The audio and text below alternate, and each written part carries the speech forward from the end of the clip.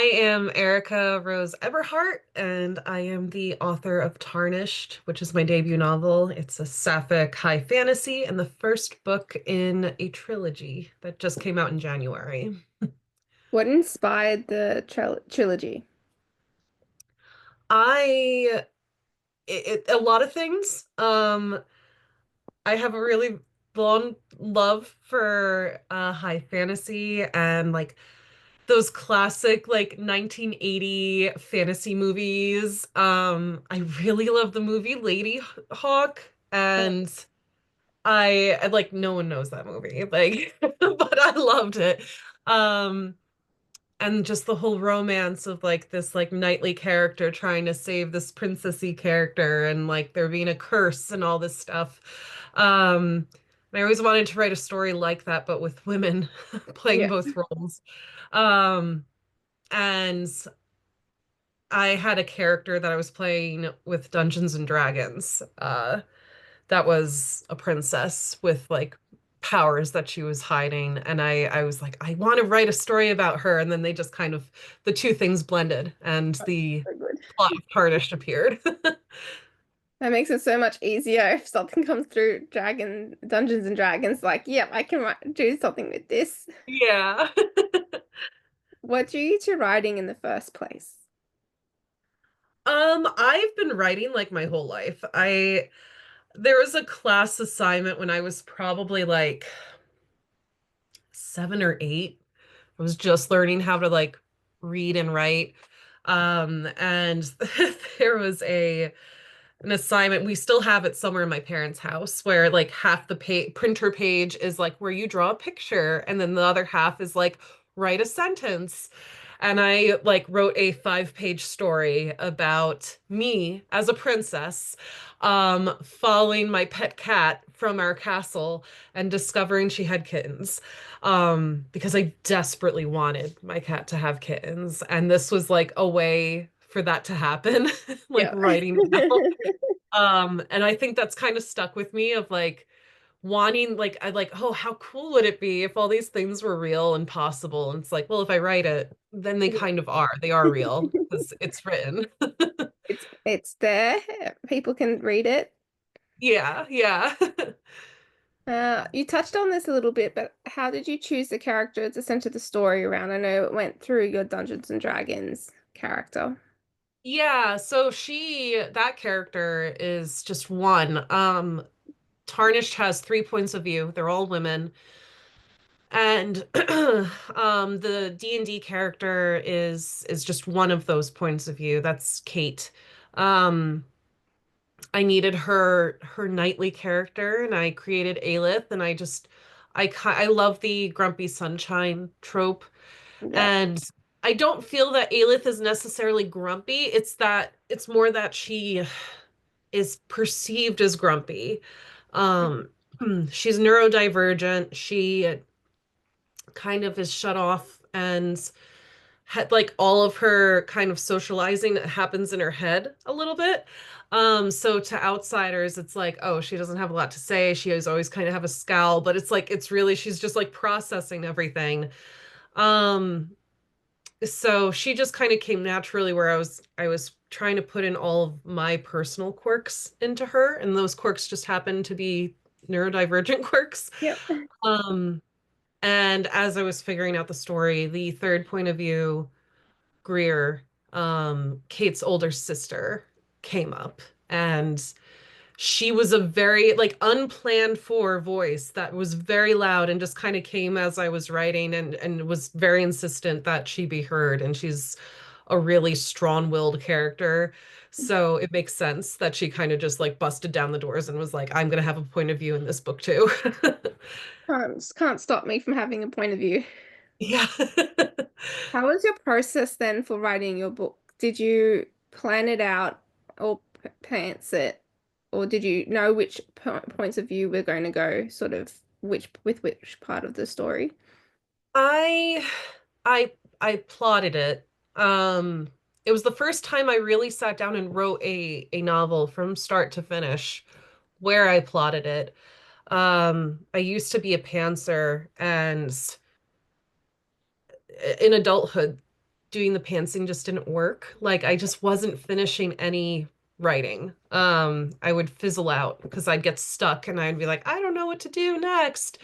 But when this came up in my head, it was the first time I had real inspiration in years. And I was like, I need to sit down, I need to figure out what I'm gonna do with this. So I plotted out every character, every chapter, what was going to happen in each chapter.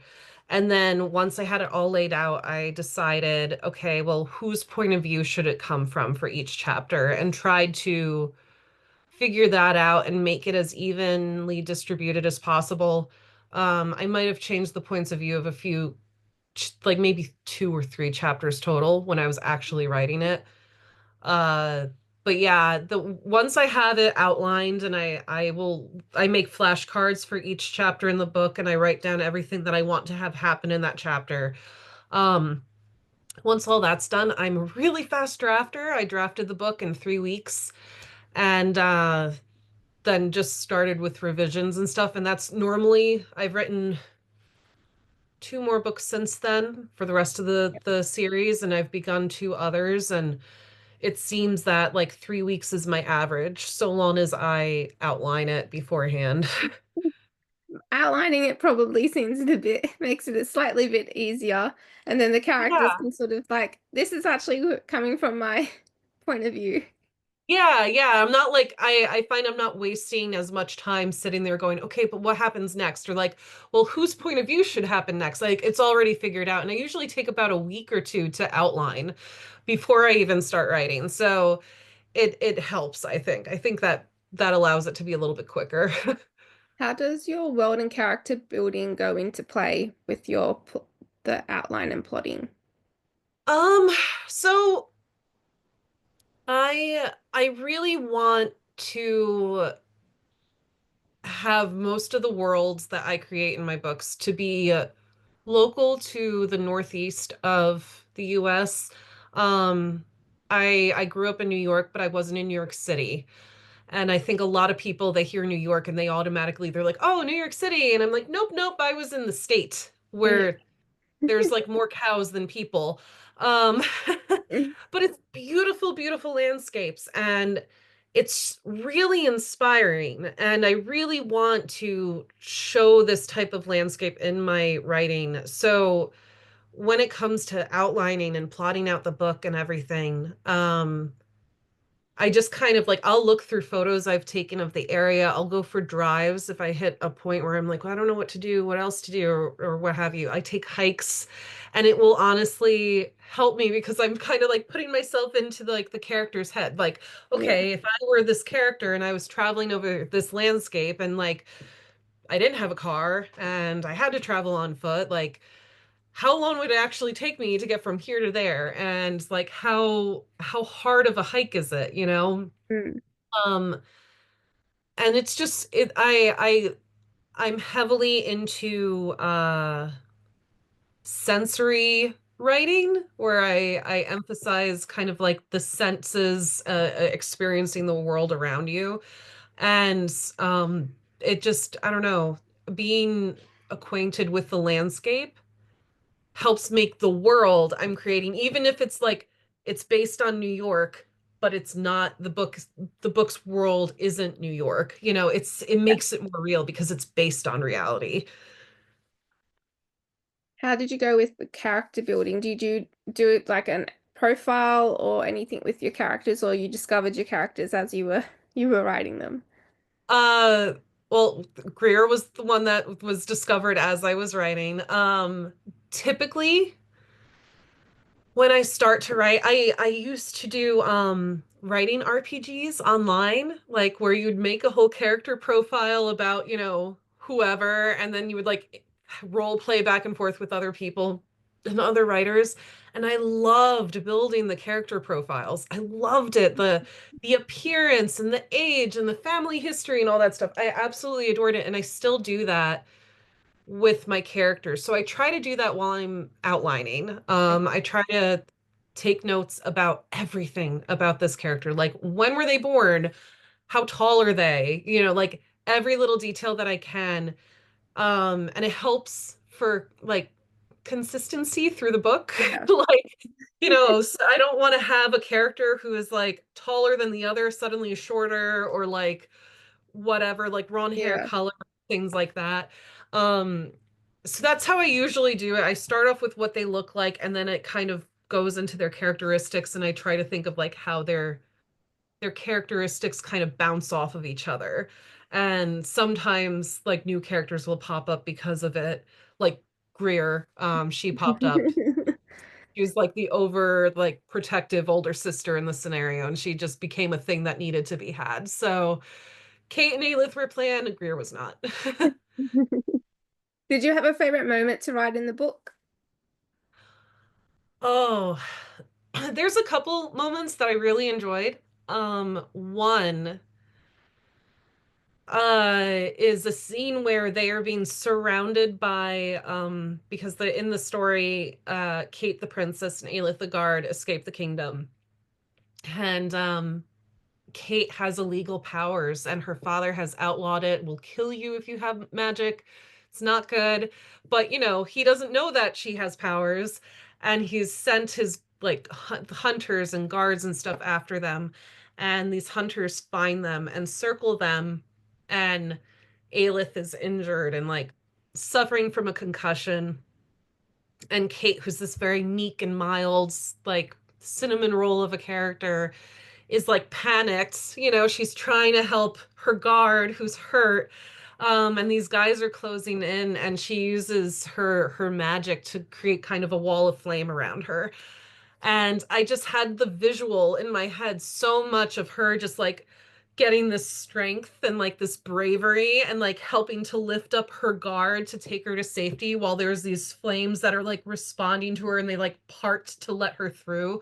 And I was so excited to write that scene. I was like, it's about, I think, like a quarter of the way into the book, and I held off. I held off, Oh, and I was like, I can't write it out of order.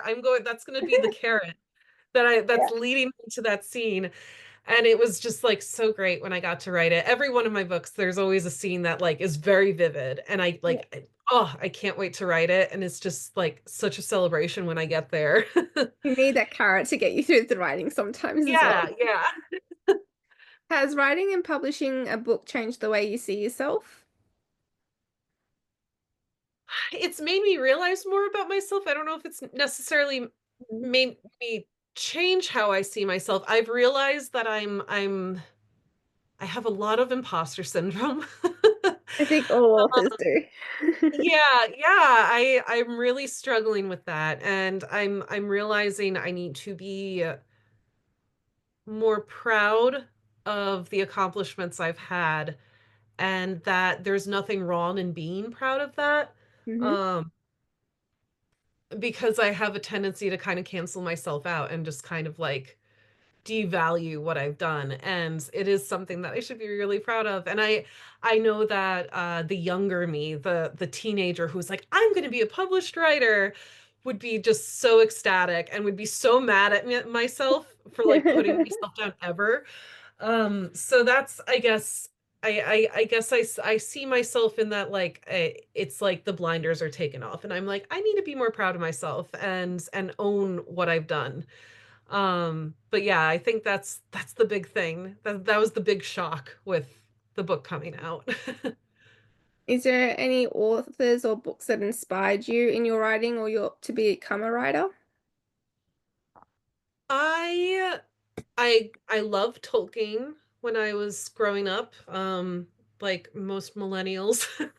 I was deeply in love with Lord of the Rings as a teenager, and it was like the trilogy was the longest book I ever read. Um, I loved I know a lot of people don't, but I loved his description of nature, and I think that helped a lot to get me to appreciate the nature around me. The poet Mary Oliver, she helped me grow to love the poetic side of writing. I mean, she was a poet, but I feel that you can take poetry and use poetic language and put it into writing, and I adore it. I eat that stuff up. I love V. Schwab. I feel that she has a good dose of poetry in her Yeah, writing. definitely. Uh, and yeah, they're all super inspiring. Maggie Stiefvater, who I've had the pleasure of meeting a few times.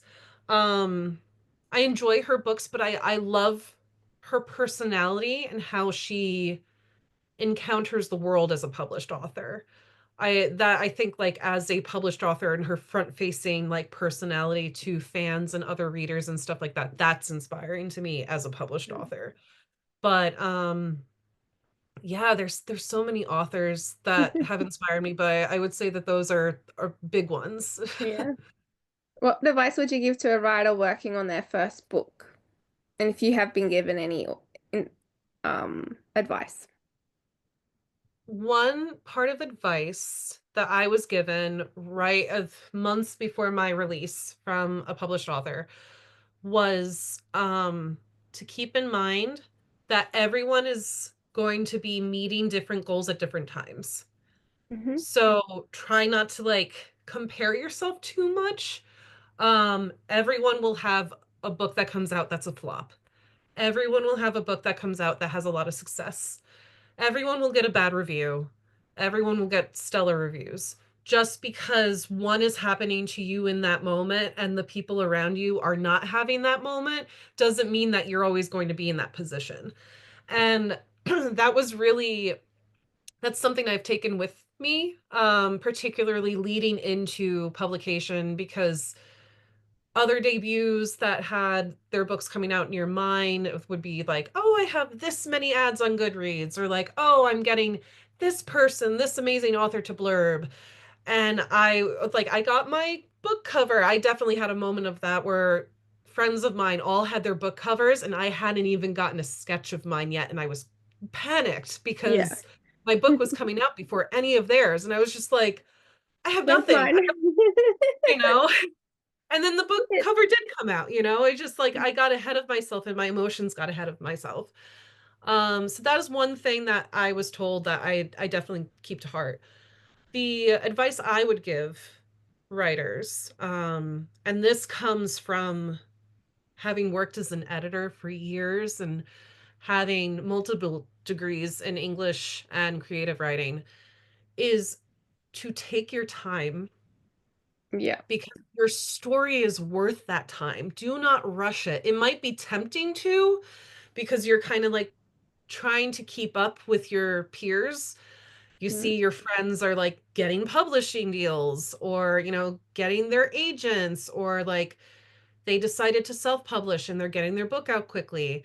But don't take that as a sign that you need to rush your work because rushed work is noticeable and it won't receive the same reaction as it deserves to receive if you take your time and just, give it the attention and the love it deserves so that is as polished and perfect as you can possibly make it before you put it out in the world. Um, because you can always tell that, like when there's a lot of heart Yeah, into a book and a you person has can. taken their time with it versus when it's been rushed and thrown up, on Amazon quickly Trying without to much thought. Yeah, trying to get in the ride that wave of the popularity of the trope or the whatever it is, the genre that's out currently as well. Trying to rush it. Yeah. Yeah. And there's always the chance too. And like, it's this just like a really sad part of the publishing world is that, you know, if you're trying to ride that wave and you push a book out too soon, your name could be known for not good reasons, Yeah. like it could be associated with like, oh, that horrible book, and you don't want that, No, like definitely not. all of our books are babies and it's our heart and soul. So like we as writers and our books deserve all the love that we can get, and we have to nurture both ends of it. What's your favorite writing snack or drink? I I keep chocolates, specific fancy chocolates. There's a chocolate artisan that lives in my town. And they make the most wonderful truffles. They're so good. I actually had them make truffles for my book launch based off of the two characters, Aelith and Kate.